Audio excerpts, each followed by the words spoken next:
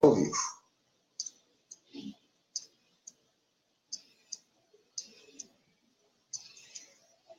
Yusa Pimenta. Depois que meu marido aposentou e fica só em casa, nosso convívio ficou insuportável.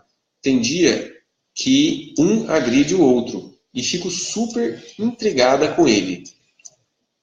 Então, Yusa, o problema de relacionamento, ele pode ser pela pessoa estar intolerante ou irritado demais por um quadro de depressão e ansiedade, isso pode acontecer, ou pode ser por uma incompatibilidade de gênios mesmo, ou por uma diferença muito grande de propósitos. Né? Um casal ele só anda junto com propósitos semelhantes. Então, muitas vezes, o marido tem um propósito X, a esposa tem um outro propósito, totalmente diferente. E isso vai trazer discordância, realmente. Então, uma boa terapia familiar, ela é ideal. Né? Busca um bom psicólogo, um bom terapeuta, para tentar equilibrar o ambiente doméstico. Eu não tenho acesso a terapeuta, psicólogo, ou não gosto. Nós temos vários conteúdos na internet que falam a respeito da boa convivência familiar, né? A respeito das atitudes que um casal pode ter para melhorar a convivência, para melhorar o grau de satisfação que esse casal tem dentro do relacionamento. Então, são conteúdos muito bons que o psicólogo já traria sob medida para o seu contexto. Mas que existem muito conteúdo em relação a isso. Entendeu? O que eu estou querendo dizer é que tem saída. Não se dê por vencida, digamos assim. Nem eu acho que valha a pena viver em um contexto infeliz sem buscar ajuda. Né? Tem que ter algum tipo de...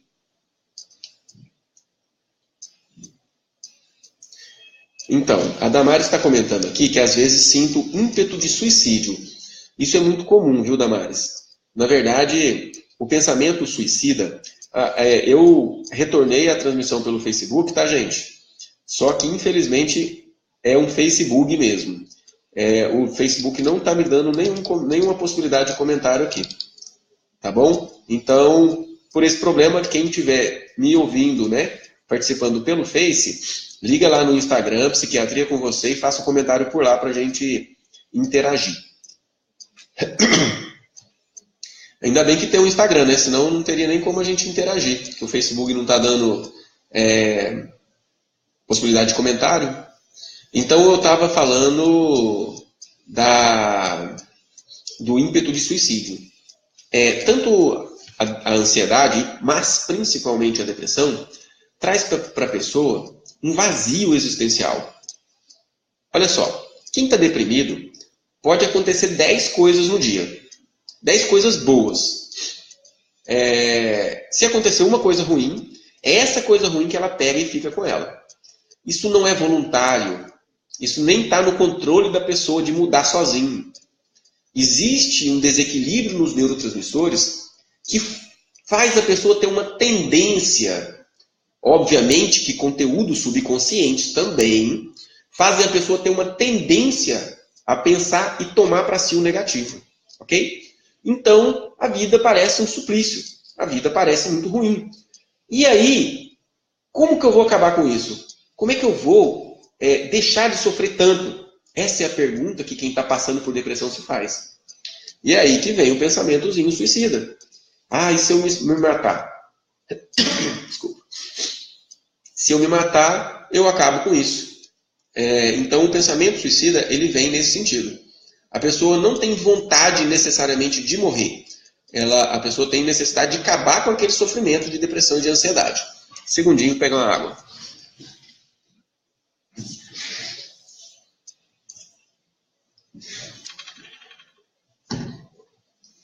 Ok? Então, o pensamento suicida, principalmente quando ele é persistente, ou quando a pessoa planeja, começa a fazer planejamento. Eu acho que eu vou fazer isso, eu acho que eu vou fazer daquele jeito. Vou tomar veneno, vou pular do prédio.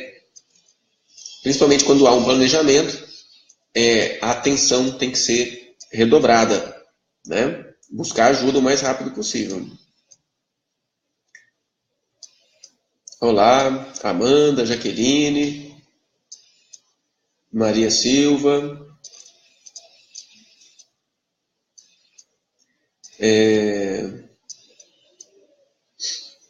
Muito obrigado pela participação. Gessiara, obrigado, Elisângela.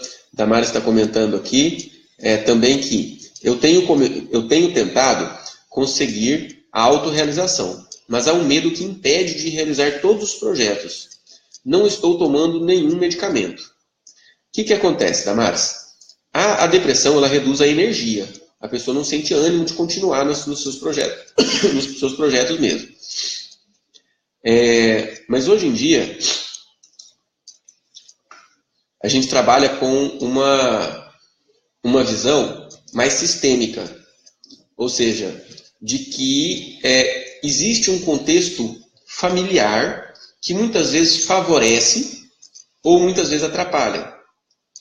Uma noção quântica, que existe um contexto mental, de padrão mental, que determina os acontecimentos de azar ou de sorte para cada pessoa. Então, é um contexto complexo que exige o quê? Avaliação psiquiátrica para ver se precisa de remédio e a psicoterapia. A psicoterapia ela é fundamental para entender quais são os mecanismos íntimos de autossabotagem. Muitas vezes, por exemplo, uma crença limitante. O que é uma crença limitante?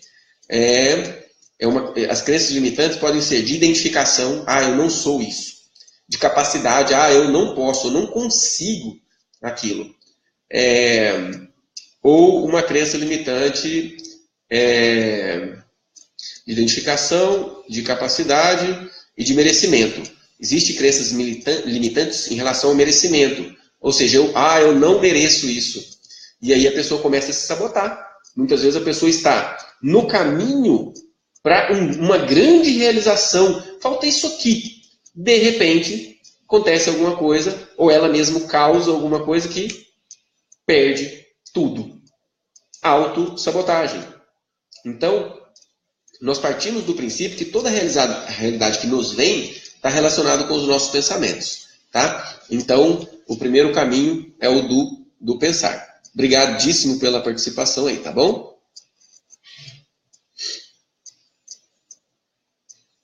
A Elisângela falou que também tem compulsão por compras, né? E arrepende depois. Isso é clássico da compulsão, tá, gente? Porque tem pessoas que exageram na compra com um quadro de euforia, que é diferente. Eu falei que a depressão, o humor, é o grau de alegria ou de tristeza, certo? Às vezes a gente está um pouco mais alegre, às vezes a gente está um pouco mais triste, normal, todo mundo tem isso. Quem tem a depressão bipolar é porque oscila entre um polo de muita alegria, de muita energia, ou seja, um polo de euforia, e um outro polo de depressão, de tristeza, de desânimo, de falta de vontade de realizar as coisas, ok? Quem oscila entre o polo de euforia e um polo de depressão acaba tendo o que a gente chama de transtorno bipolar do humor. E muitas vezes a pessoa na euforia, ela compra demais também. Mas só que na euforia ela está tão positivista, que ela vai lá, compra e não acha que tem problema nenhum nisso. Ela volta para casa alegre. Ela não tem frustração depois, porque ela está vivendo euforia. Só quando o estágio de euforia reverter para um estágio de depressão, ou quando entrar na normalidade, pode ser que ela se arrependa. Mas o padrão compulsivo é diferente do padrão de compra exagerada por euforia. Tá? Tem muitas pessoas que compram na hora da euforia. Gabriela Altran está falando também que também se arrepende quando compra, né? Tem que ficar ouvindo meu marido me enchendo depois. Desse jeito, né, Gabriela? É a relação familiar, é isso aí mesmo. O marido tomando conta da esposa, a esposa tomando conta do marido. E pensando nos prós e nos contras que a gente mantém casado, né? Ninguém é feliz sozinho. eu parto desse princípio. Todos nós necessitamos estar associado a outras pessoas, seja no matrimônio, ou seja em algum projeto de vida, de trabalho, né? A Paty está perguntando, doutor, tratar toque, pensamentos obsessivos com sertralina dá resultado? Sim, viu, Paty? Sertralina é uma excelente medicação.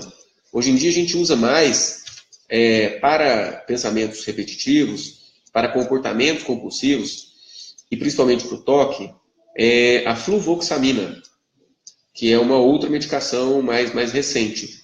Tem uma medicação mais antiga, que é a clomipramina, que é boa também. Mas a sertralina consegue fazer o serviço a contento. Tá bom?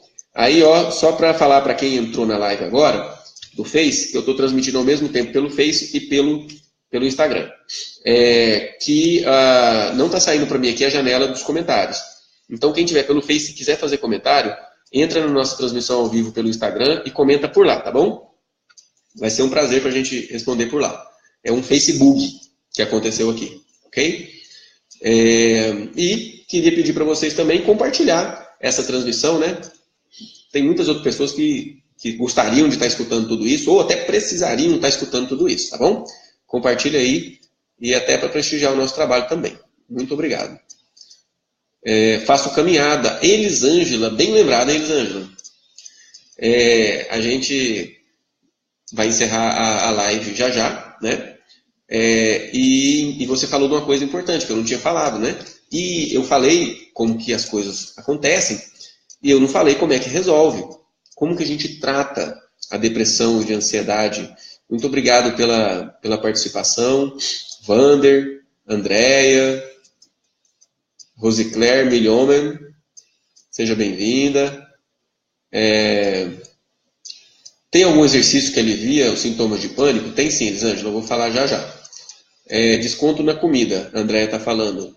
É um mau humor terrível. Muitas vezes quero ficar sozinha, viu? O mau humor, às vezes, faz a gente ter comportamento compulsivo de compensação. Comida, tabaco, a própria compra mesmo, bebida alcoólica. Olá, Érica, muito obrigado pela participação aí.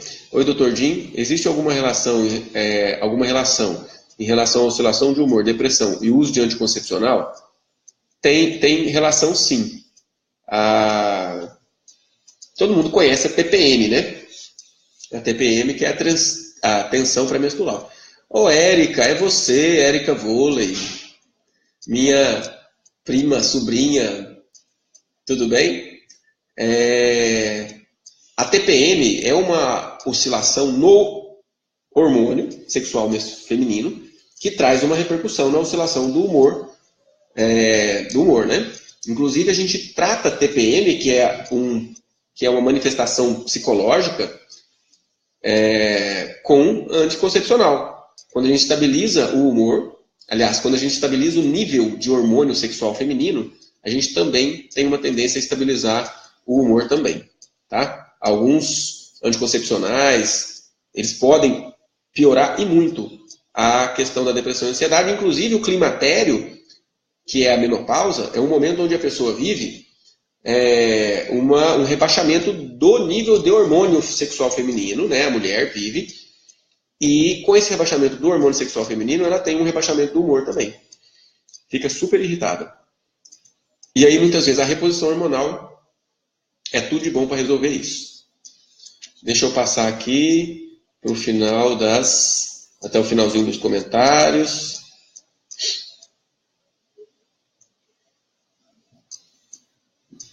Olá. Psiquiatria GM. Dr. Guilherme. Tenho visto o seu trabalho aí também, viu? Tá de parabéns. Seja bem-vindo aqui à nossa live. Então, eu estava falando, né, já no caminho de concluir essa nossa transmissão ao vivo, que a depressão e a ansiedade tem cura, tem tratamento e tem cura, tem um prognóstico de cura. Porque o que acontece? Muitos transtornos mentais não têm cura. Por exemplo, o transtorno bipolar não tem cura. Uma vez que a pessoa oscilou muito o humor uma época na vida, é natural que ele volte a oscilar de novo, e de novo, e de novo. Então, essa pessoa sempre vai ser beneficiada com o tratamento com o estabilizador de humor, ou seja, medicação que segura para não entrar na euforia, segura para não entrar na depressão. Já a depressão unipolar, ou seja, que a pessoa nunca entra em euforia, sempre normalidade, depressão, e a ansiedade que vem junto, é um tratamento que tem um prognóstico de cura. Ao meu ver, né, e da ciência também, o tratamento consiste em 4 pilares de um bom tratamento. 4 aspectos de importância maior, que são quais? O remédio. Então, a medicação por si só já melhora a qualidade do sono, já diminui pensamentos obsessivos. O medicamento por si só, ele já diminui a tendência que a pessoa tem de pensar no pior. Gente, por exemplo, olha só, a ansiedade, muitas vezes ela é generalizada, mas muitas vezes essa ansiedade, ela é específica. Algumas pessoas têm ansiedade, ou seja, medo, só de uma coisa. Por exemplo, medo de aranha. Essa pessoa que tenha medo de aranha, se ela vê uma foto de aranha, ela racionalmente pensa, sabe que foto de aranha não dá problema nenhum. Foto de aranha não ataca ninguém. Ela não corre risco na frente de foto de aranha. Mas mesmo assim ela sente medo. Existe uma irracionalidade no sintoma. E é justamente isso que configura um adoecimento. E é justamente isso que faz a pessoa não dar conta de sair sozinha. Né? Muitas vezes as pessoas falam preconceituosamente, não, se ele quiser ele sai. Ah, nossa, que medo bobo. Medo de foto de aranha. É porque não está vivendo o que a pessoa está vivendo. Né? Ela sabe que foto não oferece risco e mesmo assim ela sente medo. Então, há uma tendência definida neurobioquímica para a pessoa receber mais o positivo ou receber mais o negativo. Tanto é que na TPM a pessoa está com uma condição orgânica, física, neurobioquímica, hormonal alterada e ela recebe mais o que é de negativo. Ou seja, fica mais irritada. E fica mais ansiosa, muito mais preocupada na TPM. Ou seja, uma condição orgânica mostrando o quanto o sintoma pode vir independente da vontade da pessoa. Nem sempre a pessoa consegue parar sozinha, tá? Desculpa. Então, o remédio. A segunda parte do tratamento é a psicoterapia. Terapia com psicólogo, 1 hora, 1 vez por semana, durante o período que seja necessário. Né? Eu falo psicólogo, mas eu digo terapeutas. Né? Existem muitas terapias. E uma das terapias que é feita é a psicoterapia, feita com psicólogo. Mas existem terapias outras, feitas através dos terapeutas, né? Que são as terapias holísticas, as terapias complementares. E daí tem muita coisa, tem massoterapia, tem cromoterapia, tem constelação familiar, tem reiki, né? E todas essas terapias, tem a terapia naturalista de tratar com ervas, tem gente que faz isso, né? E tem pessoas que têm benefício com isso, tá? O que eu estou querendo dizer em relação à psicoterapia é que ela é um processo de releitura da realidade. A psicoterapia é um processo de releitura positivista da realidade. Então, quando a pessoa tem uma tendência a só pensar no negativo, o remédio abre uma janela para entrar um raciocínio mais positivista. Então, o psicólogo vem e traz para ele, olha, lembra daquilo que você viveu ali, que você considera uma tragédia? O que você acha de ver isso assim, assim, assim, assim, assado? De uma forma mais positiva. Se a pessoa está sob efeito do remédio, ele consegue aceitar aquela perspectiva mais positivista com muito mais facilidade. É por isso que o remédio ajuda na psicoterapia e a psicoterapia como um todo no tratamento. Então, remédio, psicoterapia. A terceira parte do tratamento é atividade física. Atividade física. Então, atividade física aeróbica. Qual que é a aeróbica, gente? A atividade física aeróbica é aquela que a pessoa respira ofegantemente e transpira, né? Durante 40 minutos, pelo menos 3 vezes por semana. Esse tipo de atividade física aeróbica libera no cérebro o mesmo neurotransmissor que o remédio libera. Pensa bem, um grupo de pessoas fez só atividade física aeróbica. Outro grupo de pessoas fez musculação. Pessoas com depressão e ansiedade. O outro grupo de pessoas só tomou remédio. O grupo que fez atividade física aeróbica e tomou o remédio melhoraram igual. O grupo que fez musculação quase não melhorou. O grupo que tomou o remédio e fez atividade física aeróbica melhorou 3 vezes mais do que os outros grupos. Entende? Então, a atividade física aeróbica tem um fator sinérgico no tratamento da depressão e da ansiedade e é importantíssimo. E a quarta parte do tratamento? Quem é meu paciente aí que já sabe?